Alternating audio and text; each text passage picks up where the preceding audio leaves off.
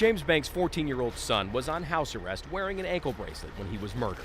What did the world lose, losing your son? Oh, man, I think me, pardon me. The pain hasn't gotten easier. I called him Little J. James Banks Jr. was on house arrest for a burglary charge waiting for trial. His family preferred he'd been locked up. And I'm like, Jimmy, okay, he on house arrest, you know what I'm saying? That's the same thought I had, that he was okay because he was on house arrest. Tragically, they were wrong.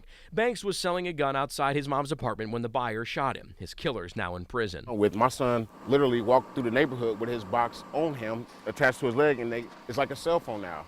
So they're holding it, walking down. I'm on house arrest, but you'll see him 5 blocks away. That's not house arrest. It's just an absolute fiasco of what's going on out there. It's just an overrated system. Montgomery County Prosecutor Matt Heck wants no house arrest option for violent offenders. Defense attorneys like John and John Paul Ryan disagree. We're not going to make a consideration of house arrest. It's profoundly unfair. For the reason that people are presumed innocent regardless of what the charge is itself.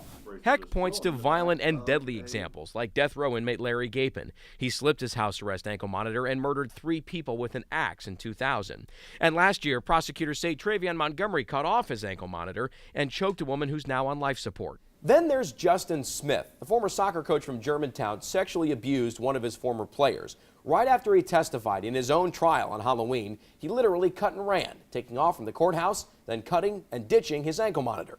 He was spotted in Kentucky and Tennessee before he was arrested in Florida. We were there as deputies brought him back to Dayton and walked him to jail. In all, he spent 45 days on the run. Municipal Court. Hey, this is John Bedell from Channel 7. How are you? The day I checked, 268 people were on house arrest in 5 local counties. This is the unit that goes around the ankle. In Montgomery County, if a person on house arrest leaves a programmed area, the court gets an alert and GPS pinpoints their location. If they can't find them, police and the victim are notified and an arrest warrant's issued.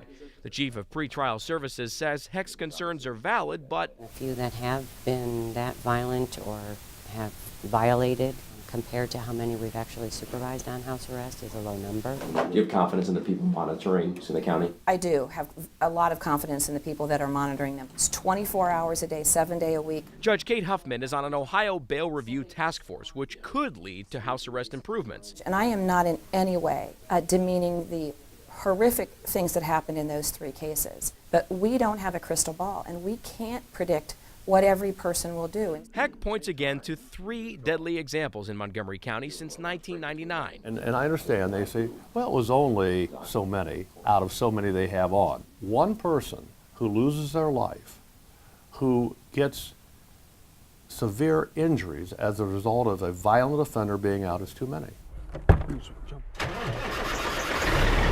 James Banks just wants to make sure no other parents experience his pain. I don't think it's ever going to get any easier. John Bedell, News Center 7.